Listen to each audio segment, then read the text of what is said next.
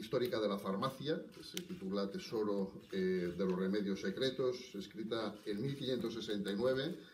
No está, ya sabéis que yo siempre digo que desde que en estos cambios, ¿no?, que está teniendo ahora la profesión, pues que llevamos 800 años, ¿no?, de farmacéuticos, y que los farmacéuticos hemos ido evolucionando, pues como han ido evolucionando todas las profesiones y como va evolucionando la sociedad. Bueno, pues esta obra es una obra escrita del año 1569 y que ha sido por primera vez traducida al español. Está considerada como el tratado de la farmacia del Renacimiento. Primero, yo lo que voy a hacer, como no puede ser de otra manera, es ceder la palabra a Carlos y a Raquel, que son los que nos van a explicar cómo, con más detalle, toda esta iniciativa, cómo se tomó la iniciativa de traducir esta obra y por qué es tan importante para la historia de la farmacia.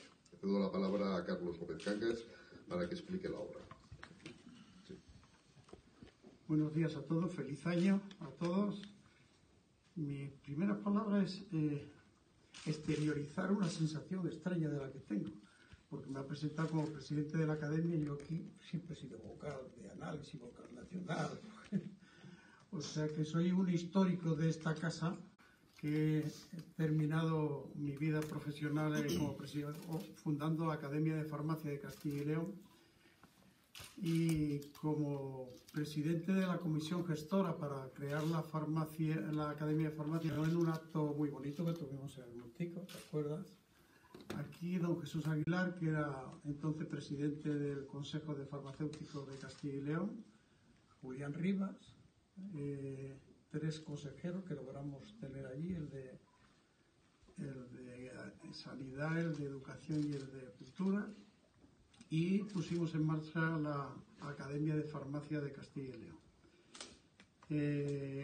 Quiero darle las gracias al presidente en primer lugar por el apoyo que tiene hacia la Academia, que como acabo de mencionar, en él y en mí tiene menos mérito porque somos socios fundadores. A doña Raquel, a la compañera, mi presidenta actual, Raquel Martínez, por el apoyo incondicional que siempre nos da la Academia. Tenemos que disculpar al señor decano de la Facultad de Farmacia de Salamanca, Antonio Muro, que el hombre creía que tenía una gripe rara, tan rara que le hicieron una radiografía el domingo, tenía una neumonía y está no ingresado, pero ingresado en el domicilio. Y por último también felicitar y agradecer la presencia de Dionisio Redondo, que es el director de la editorial Círculo Científico. El porqué de esta publicación. Tengo que confesar que yo soy un bibliófilo, un amante de los libros, de eso que le gusta tener los libros antiguos, aunque posiblemente no los lea, pero en una mesa de mi despacho grande que tenía en el laboratorio de análisis clínico, allí tenía una buena colección que me lo fue aportando Dionisio, y uno que me llamó la atención y que era el que yo más miraba cuando tenía un ratito libre en mi ejercicio profesional era justo el primer tomo del que vamos a presentar hoy. ¿Y por qué me llamó la atención? Porque tenía unas láminas, que tiene unas láminas preciosas, que es el que está ahí a nuestra izquierda, de aparatos de destilación.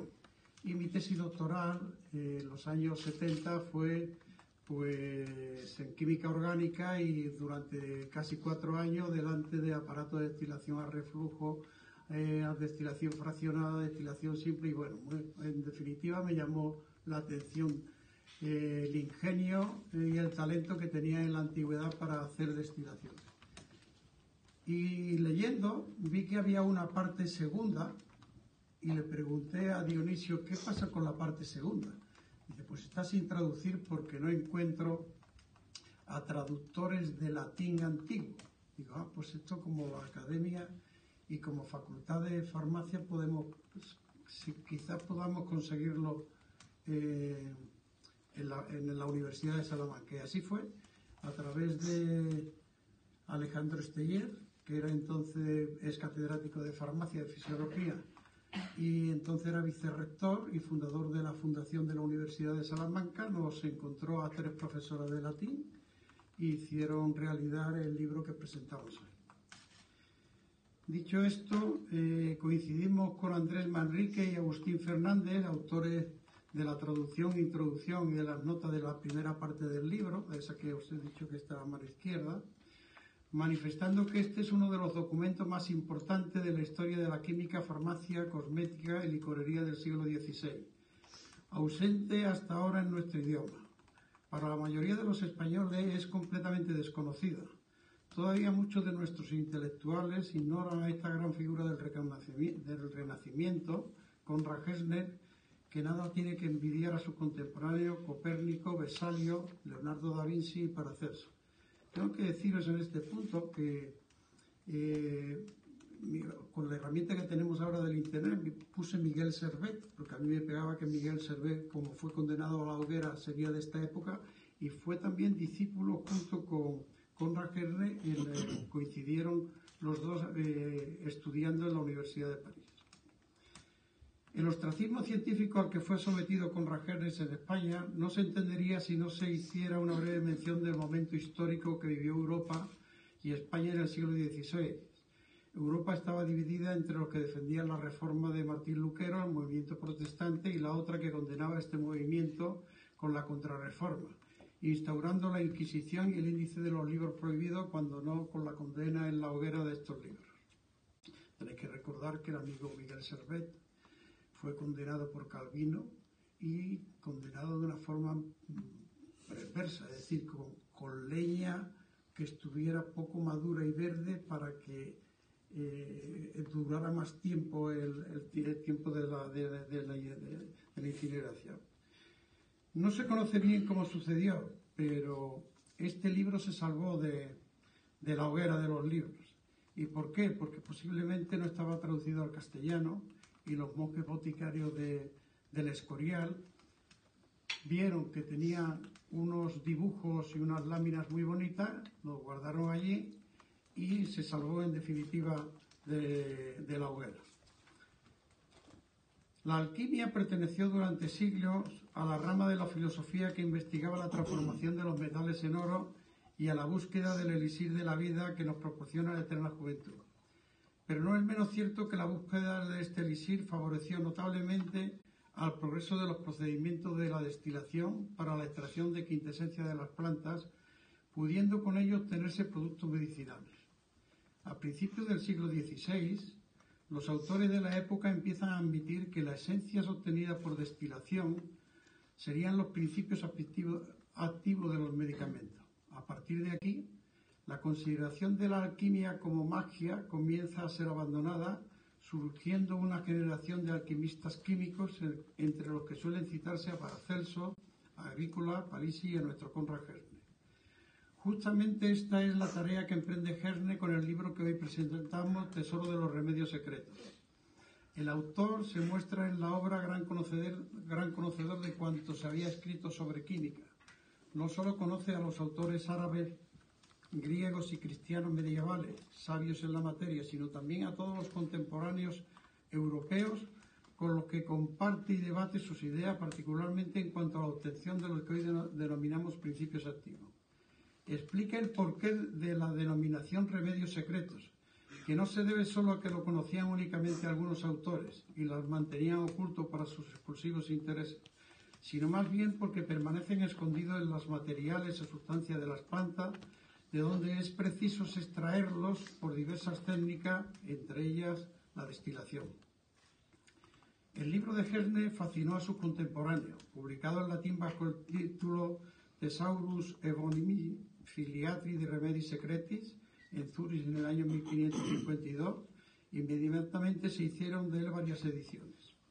Justamente de la edición que se hizo en Lyon en el año 1557, se encuentra un ejemplar en la Biblioteca del Escorial, otro en la Biblioteca Nacional y otro en la Facultad de Medicina de la Universidad Complutense, que es la que se ha utilizado por nosotros para su traducción al español.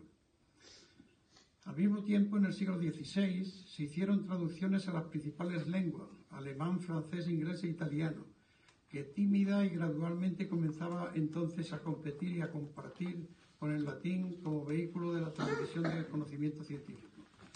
La única excepción notable fue el español, por razones aducidas anteriormente vinculadas a motivos religiosos. Parece bastante probable que los químicos médicos que trabajaron en la grandiosa botica del Escorial se inspiraron en alguno de los sofisticados diseños destilatorios de esta obra de Gesner. Así, la torre filosofal o torre de Mattioli puede estar inspirada en alguno de los grabados de Gesner. Lo mismo puede decirse del evaporatorio de Diego de Santiago. Nacido y educado en Zúrich en 1516, fue hijo de un modesto peletero. Dotado de un talento excepcional, después de la muerte de su padre en la batalla de Kappel en el año 1531, pasó muchos apuros económicos. Sin embargo, gracias a sus maestros, familiares y amigos, pudo estudiar en las universidades de Suiza, Francia, Alemania e Italia. En 1535, su inquietud religiosa fue calvinista, le hicieron volver a Zúrich. En el año 1541 obtuvo el título de doctor en medicina en Basilea y se estableció en Zúrich. Allí pasó el resto de su vida y murió en el año 1565 enfermo de peste.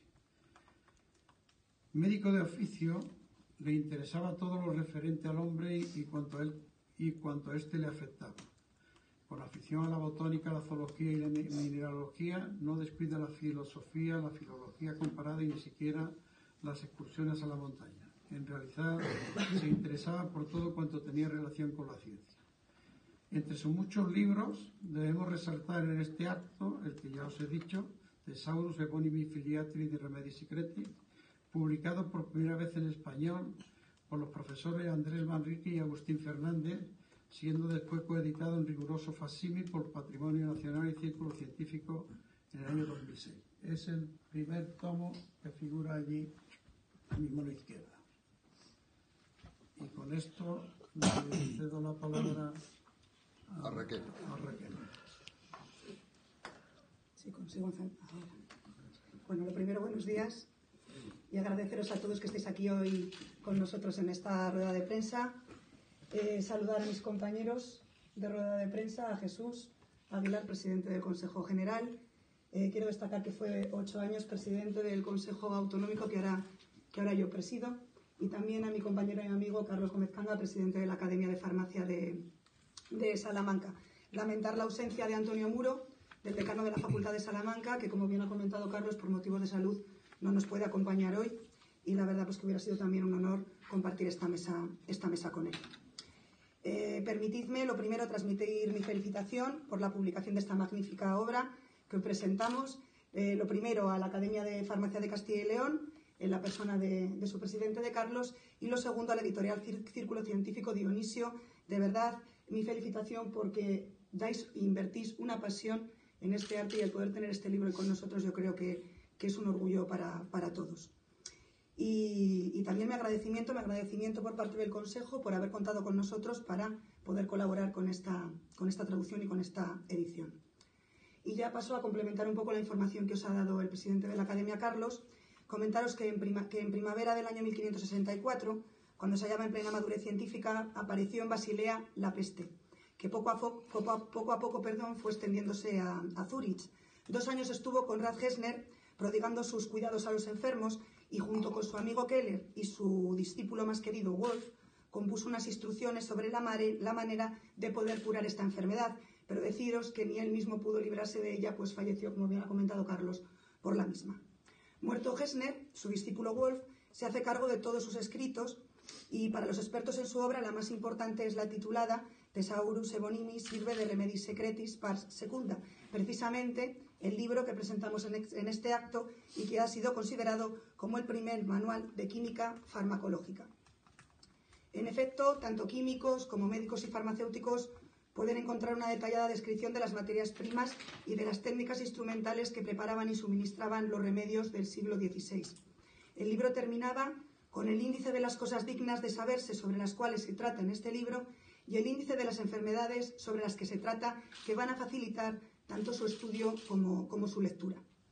La metodología de Gesner consistió en identificar los avances científicos presentados por los antiguos y en comprobar con su propia experiencia las novedades que sobre los mismos podían presentar la investigación y los avances científicos.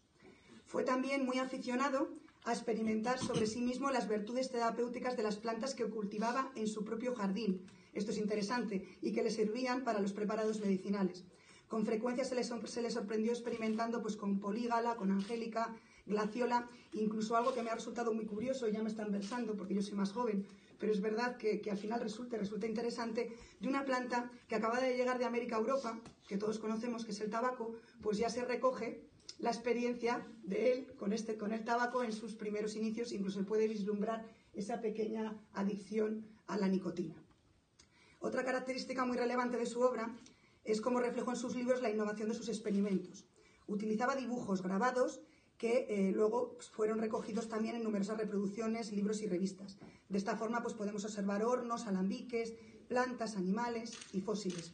Ya fue Gessner consciente de la importancia de las ilustraciones de los grabados, sobre todo en el terreno de la enseñanza.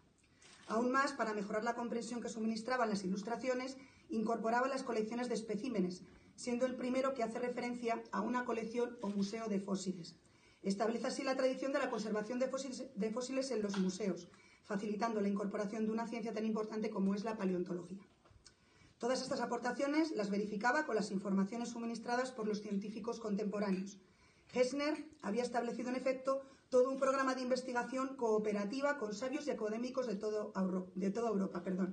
Por lo tanto, rompe con ese esquema de sabio solitario y, en consecuencia, mantiene una estrecha relación y correspondencia con los científicos más significativos de la época. La ciencia para él necesitaba de algo tan importante, y yo creo que todos opinamos lo mismo, de la comunicación y del trabajo en equipo, lo cual también hoy por hoy aportamos lo llevamos a cabo en la farmacia. La figura de Gessner aportó renovación e innovación frente a la ruptura y, por otra parte, colaboración en equipo y difusión del conocimiento frente al aislamiento y el hermetismo, como bien he dicho, de los autores de su época. Conceptos que deben servir para los retos que tenemos en la farmacia actual. Por una parte, la renovación e innovación de un modelo de farmacia elaboradora y dispensadora de medicamentos garante del acceso al mismo en cualquier punto del territorio nacional, que es muy importante, pero que evoluciona a una farmacia asistencial que ya nos está demandando cada vez más nuestra sociedad más envejecida, polimedicada, garantizando además de esa disponibilidad o de esa dispensación del medicamento, garantizando el seguimiento y la seguridad al tratamiento farmacológico. Y por otra parte, como bien he dicho, se trabajó en equipo y el acceso a toda la información científica y profesional disponible, utilizando todas las herramientas e iniciativas que ya se están desarrollando desde la Corporación Farmacéutica. En este acto les presentamos su obra, El tesoro de los remedios secretos, en fiel edición facsímil, Tesaurus de remedis secretes part secunda, uno de los principales libros que contribuyeron a la renovación científica del Renacimiento, que supone una ingente contribución a alguna de las disciplinas del saber, como son la botánica, la zoología, farmacología, medicina, etcétera, etcétera, y una singular publicación realizada por su discípulo Wolf, 5 años después de la muerte del autor Konrad Gessner, y ahora traducida por primera vez al español desde su impreso original latino. Nada más, lo único, permitidme que haga una mención expresa a las personas que han sido las encargadas de la traducción y estudios y también de las correspondientes notas que se adjuntan en esta obra. A las profesoras doña María José Canto Llorca, doña Susana González Marín y doña Eusebia Carriño Ruiz, de la Facultad de Filología de la Universidad de Salamanca, y también a la colaboración de los profesores de la Facultad de la Universidad de Farmacia de Salamanca, don Luis San Román del Barrio, don Miguel Ladero Álvarez y doña María Luisa Martín Calvo, académicos a su vez numerarios de la Academia de Farmacia de Castilla y León. Nada más. Muy bien, pues muchísimas gracias. Bueno, yo creo que nos han explicado con todo tipo de detalle de en qué consiste esta magnífica obra. Yo creo que hay que destacar este trabajo de traducción, este trabajo también de colaboración entre la Corporación Farmacéutica y la Academia de Farmacia. Como dicen nos decía Raquel, ¿no? Se abandonaba el tema del sabio solitario. Bueno, pues yo creo que esto es lo importante, ¿no? Con las academias de farmacia, y esto es uno de los trabajos que hemos realizado con ellos, pero os aseguro que seguiremos haciendo más trabajos, que incluso alguno de ellos intentaremos llevarlo al próximo congreso nacional que se celebrará en Burgos al final de este verano. Ya habéis visto cómo hemos pasado en estos años pues, de esa fabricación, de esos remedios, de esa formulación magistral a la dispensación con la proliferación de toda la industria farmacéutica y ahora pues en este cambio que queremos ir dando a la profesión con respecto a los servicios profesionales, con respecto a las necesidades de los pacientes, con la cronicidad, la polimedicación, el envejecimiento, ¿no? Yo creo que además esto es una realidad que no solamente está pasando en España, posiblemente en España de manera más acentuada por pues los bajos niveles que tenemos de natalidad y el alto envejecimiento de este país, pero que está dándose desde luego a nivel de toda Europa y que nosotros en primera persona podremos comprobar durante este año 2018, que ya sabéis que inauguramos la presidencia europea de los farmacéuticos europeos, representando a más de los 400.000 farmacéuticos y a las 160.000 farmacias que hay en toda Europa.